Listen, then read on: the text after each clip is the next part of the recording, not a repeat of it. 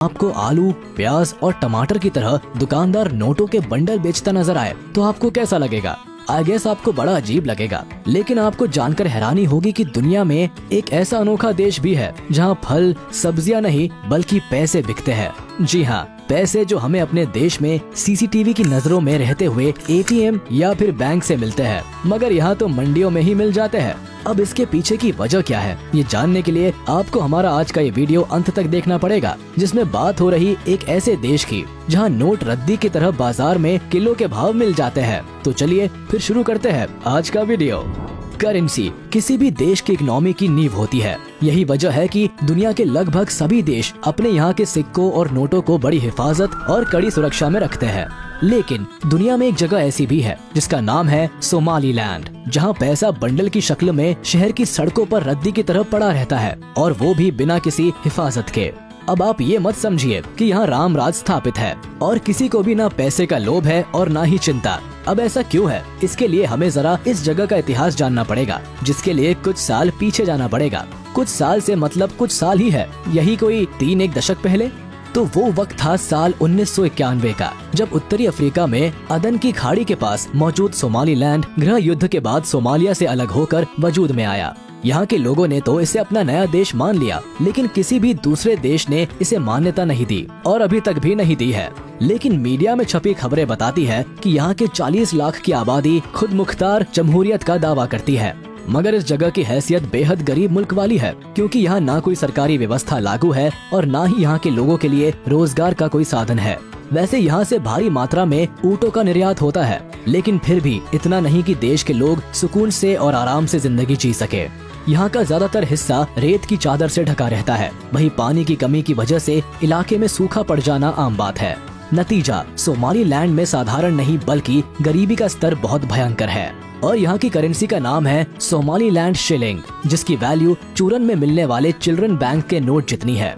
मगर फिर भी यहाँ सोमालीलैंड शिलिंग के 500 और 1000 के नोट ही चलते हैं। बताया जाता है कि यहाँ एक अमेरिकन डॉलर के बदले 8500 से लेकर 9000 सोमालीलैंड शिलिंग के नोट मिल जाते हैं। वही अगर कोई $10 दे दे तो उसको नोटों की वैल्यू के हिसाब से नहीं बल्कि किलो के हिसाब से शिलिंग दिए जाते हैं, और वो भी 1-2 किलो नहीं, पूरे 50 किलो सोमालीलैंड शिलिंग।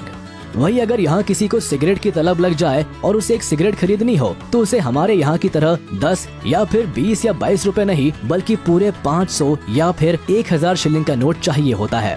वही थैला भर सब्जी खरीदने के लिए थैला भर नोटों की जरूरत पड़ती है, और अगर किसी को गलती से कोई कीमती गहना खरीदना हो तो उसे शिलिंग के नोट से भरा ब्रीफकेस नहीं बल्कि ठेला गाड़ी दुकान तक ले जाना पड़ता है।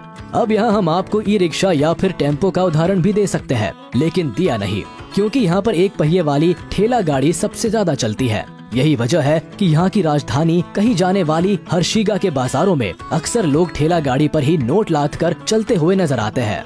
वैसे इस देश की एक खासियत भी है, यहाँ एक तरफ भारत जैसे विकासशील देश में कैशलेस व्यवस्था के लिए अभी भी जद्दोजहद चल रही है, तो वही यहाँ सालों पहले लोग कैशलेस हो चुके हैं, जिसके पीछे की वजह यह है कि यहाँ की करेंसी का डिवैल्यूएशन हो गया है, और करेंसी के रद्दी में तब्दील होने की वजह से लोग लेन देन कैशलेस करने में ही भलाई समझते हैं। वो छोटी से लेकर छोटी और बड़ी से लेकर बड़ी चीजों के लिए सिर्फ मोबाइल पेमेंट का ही इस्तेमाल करते हैं, क्योंकि यहाँ ना तो क्रेडिट कार्ड का ज्यादा चलन है और ना ही डेबिट कार्ड का, इसलिए यहाँ फोन की व्यवस्था जिंदाबाद है। वैसे क्रेडिट और डेबिट कार्ड से याद आया कि इस देश में एक भी अंतर्राष्ट्रीय स्तर पर मान्यता प्राप्त बैंक भी नहीं है। ऐसे में ये बात स्वाभाविक हो जाती है कि यहाँ ना तो कोई बैंकिंग सिस्टम है और ना ही कोई एटीएम। यही वजह है कि आपको यहाँ भिखारी भी बहुत हाई टेक नजर आएगा, क्योंकि वो भी अपना लेन देन मोबाइल से ही करता दिखेगा।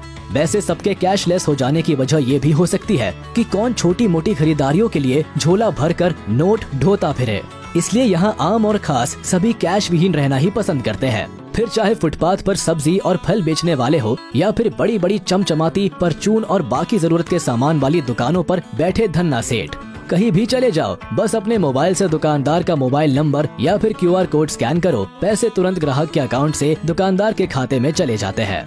वैसे सिर्फ सोमालीलैंड ही नहीं, अफ्रीका के कई छोटे बड़े देश कैश रखने का झंझट छोड़ कैशलेस वाली व्यवस्था की ओर तेजी से बढ़ रहे हैं।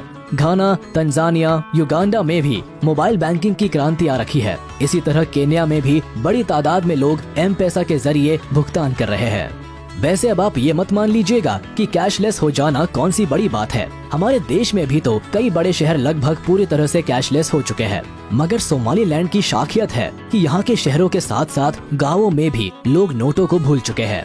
BBC में छपी रिपोर्ट बताती है कि यहाँ के गाँवों में 60% से ज्यादा लोग अब अपने मोबाइल के जरिए ही पूरा लेन देन कर रहे हैं। साथ ही यहाँ 16 बरस से ज्यादा की उम्र वाले 88% लोगों के पास मोबाइल फोन है, जो उनके लिए बातचीत करने का तो जरिया है ही, मगर अब ये उनका निजी बैंक भी बन गया है। जबकि यहाँ के ज्यादातर लोग निरक्षर है, यानी अनपढ़ है या फिर कम पढ़े लिखे हैं। वैसे यहाँ लोगों के लिए पढ़ाई लिखाई का ज्यादा महत्व है भी नहीं, क्योंकि इस छोटे से देश में रोजगार मिलना एक बड़ी समस्या है। यहाँ के लोग मछली पालन और छोटे मोटे कामों में लगे रहते हैं, जिसमें उनकी सिर्फ आजीविकता चलती है। साथ ही ये देश अपने टूरिज्म सेक्टर पर भी बहुत ज्यादा निर्भर रहता है। बताया जाता है कि सोमालिया में बीचेस और यहाँ काफी रहस्यमय गुफाएं और जंगल है, जिस पर रिसर्च चलता रहता है और शोध से जुड़े लोग आए दिन यहाँ आते जाते रहते हैं। तो चलिए दोस्तों, पैसों के बाजार और सोमालीलैंड के बारे में बताता ये वीडियो यही खत्म होता है। उम्मीद है आपको ये पसंद आया होगा।